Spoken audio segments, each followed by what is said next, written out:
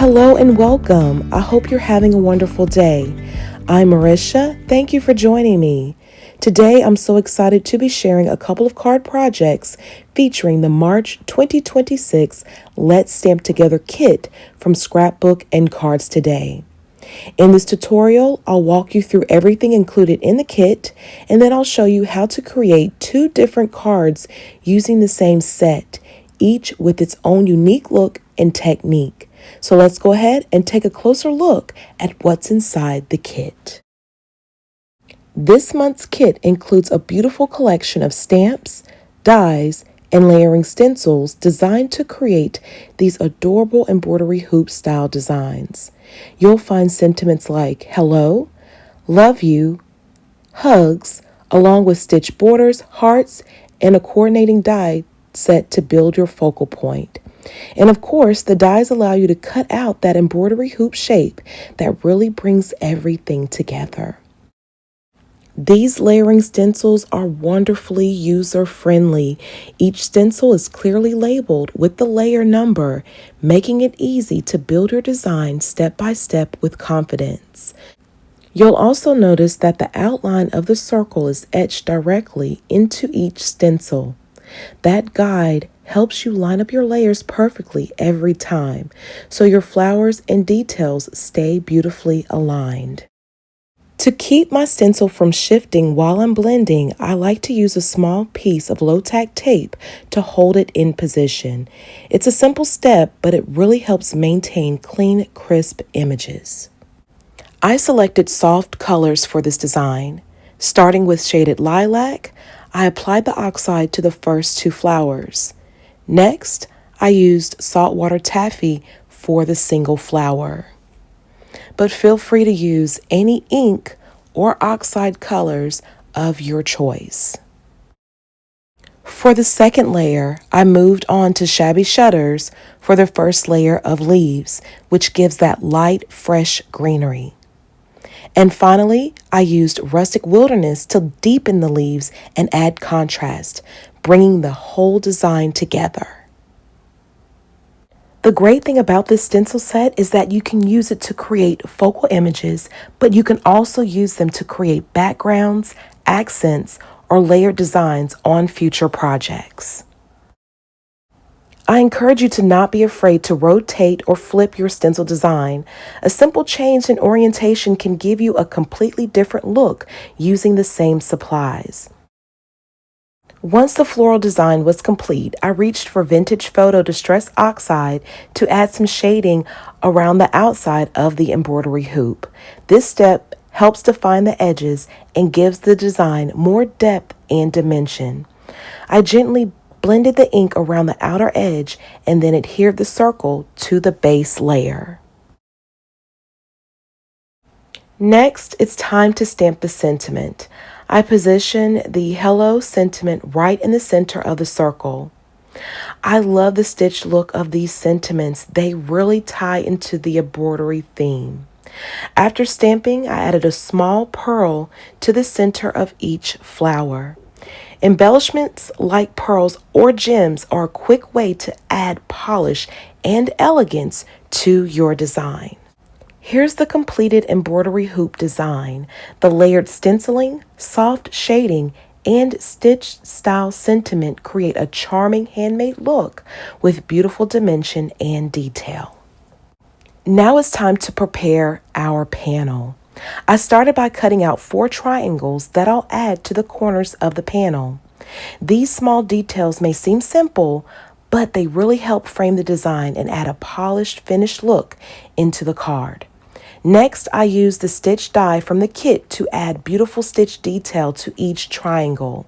That stitching adds texture and ties perfectly into the embroidery theme of this project. When working with smaller pieces like these triangles, I like to run them through my die cutting machine with a piece of low-tack tape, holding them in place.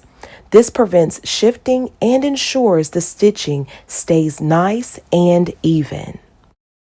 I adhered each triangle to the corners of the panel. I like to line them up carefully so the angles are consistent and symmetrical. It really helps the card look neat and balanced. Now it's time to adhere the focal point to the center of the panel.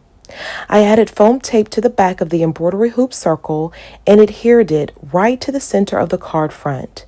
That bit of dimension helps the focal point stand out and gives the design more visual interest. Finally, I adhered the completed panel to the card base, and here is the finished result.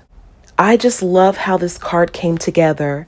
The soft color palette, the stitched details, and the dimensional embroidery hoop really create a warm handcrafted feel.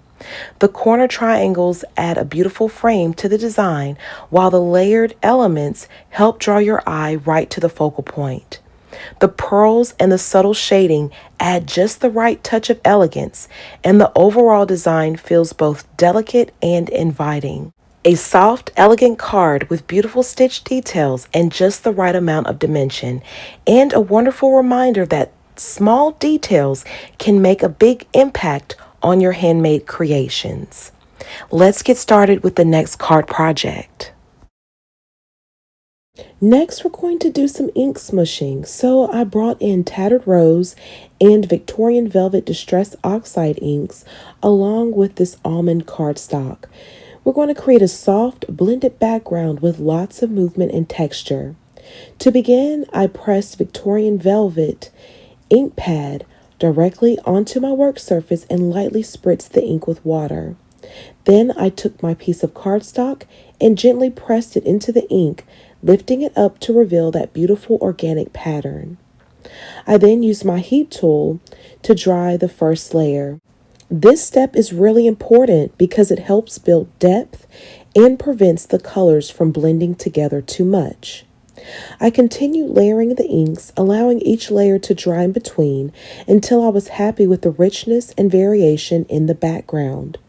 This layering process is what creates that beautiful custom pattern paper look. One of the things I love most about ink smooshing is that no two backgrounds ever turn out the same. Each one has its own unique look and personality. Once the panel was fully dry, I reached for my Distress Spritz Tattered Rose to add a few droplets of shimmer and spatter across the surface. This step adds just a subtle touch of sparkle and brings even more life and movement to the background. I lightly tapped the spray nozzle to control the size and placement of the droplets, allowing the shimmer to settle naturally across the panel without overwhelming the design. I just love how soft and dreamy this ink smushed panel turned out. The layered shades of the colors blend together beautifully, creating that gentle wash of color with lots of natural variation and movement. And here is the finished result of the second card. I created this card off camera using the same techniques and supplies we walked through together, just arranging the elements a little differently to show how versatile these products can be. The embroidery hoop remains the focal point, and the added embossed texture in the center gives it that realistic fabric look, almost as if the piece has been stitched together by hand. I also used an embossing folder from my stash to achieve that fabric-like detail, which really helps reinforce the sewing theme. To finish the design, I tucked a bit of twine behind the embroidery hoop. That simple addition adds a touch of softness and dimension, while also bringing in a cozy, handmade feel that complements the overall look of the card. These cards came together beautifully and is a great example of how you can create multiple unique projects using the products within this kit, simply by changing up the techniques and layering details in new ways. Thank you so much for crafting along with me. I truly hope these ideas encourage you to get creative, try something new, and most importantly, enjoy the process. I hope today's projects inspired you to explore new ways to use your kit and to experiment with different techniques to create unique designs. Until next time, I'm sending you love and hugs. Happy crafting.